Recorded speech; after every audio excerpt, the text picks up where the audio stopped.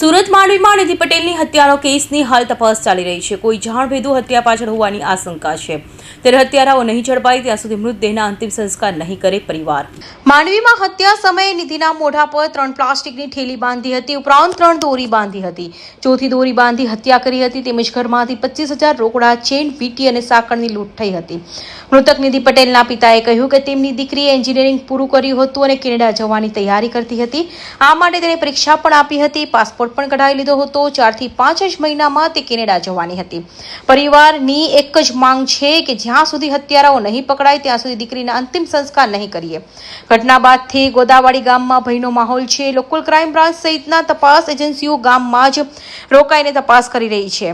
નિધિના કોલેજના મિત્રો અને પરિચિત પૂછપરછ માટે બોલાવવામાં આવી રહ્યા છે। રત્ત ગ્રામ્ય એસીપી રાજેશ ગઢિયાના માર્ગદર્શન હેઠળ ડીવાયએસપી 4 પીઆઈ 8 એપીએસઆઈ સહિત કુલ 8 અલગ અલગ ટીમો આ કેસમાં ઉકેલમાં કામે લાગી છે।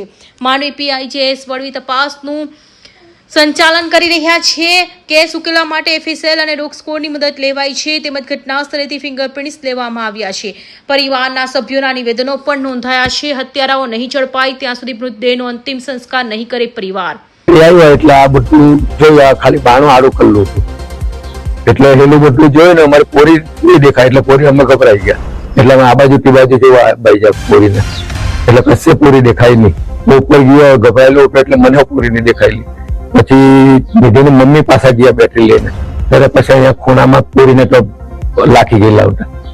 હાર બાંધી એટલા મોરું બધું પેલી દોરી બાંધેલી હતી, દોરી બાંધીને પાછી ઉપર કોથળી બાંધીને પછી દોરી બાંધી, પાછી કોથળી બાંધીને પાછી 3 કોથળી ને 3 દોરી ને એક મેઇન દોરીનો, એટલે 4 વાર તો એ જ બાંધ્યા એને। ગામમાં અત્યારે બે ભાઈનો માહોલ છે। છોકરાઓ રાતે તો ખરું પણ દિવસે પણ બહાર નીકળવા ભાગી બી છે ને અમારી માંગ એ છે કે વહેલી તકે પોલીસ આજે જે ઘટના બની છે એને ન્યાય આપવાની કોશિશ કરે। કોઈ પણ બેન દીકરીને પણ સલામતી નથી ને રાત્રે બહાર જઈ જાય પેશાબ પાણી કરવા તો પણ લોકો બીએ છે। કાર્યવાહી થવી જોઈએ કે આ એમની છોકરી છે આપણી વાસુદેવભાઈની, એમને ન્યાય મળવો જોઈએ। જે ગુનો ગંભીર છે એટલા માટે તાત્કાલિક અમારા સુપરવિઝનની અંદર ડીવાયએસપી 4 પીઆઈ 8 પીએસઆઈ એમ ટોટલ કુલ 8 ટીમ જે છે એ અમારા અલગ અલગ ટાસ્ક સાથે કામે લાગેલી છે। ઇન્વેસ્ટિગેશન માંડવી પીઆઈ વડવી કરી રહ્યા છે, એફએસએલની મદદ લીધી છે, ડોગ સ્કોડ, ફિંગરપ્રિન્ટ તમામ મદદ લીધી છે અને એમના માતા પિતાની નજીકના સગા છે એમની પાસેથી વધુમાં વધુ માહિતી મેળવી અને આ બનાવને અંજામ આપનાર કોણ છે એ આરોપી સુધી પહોંચવાના પ્રયત્ન કરી રહ્યા છીએ। પોલીસના જણાવ્યા પ્રમાણે ઘટના સ્થળની સ્થિતિ જોતા એવું લાગે છે કે હત્યાને લૂંટ જેવો રંગ આપવાનો ફક્ત પ્રયાસ કરવામાં આવ્યો છે।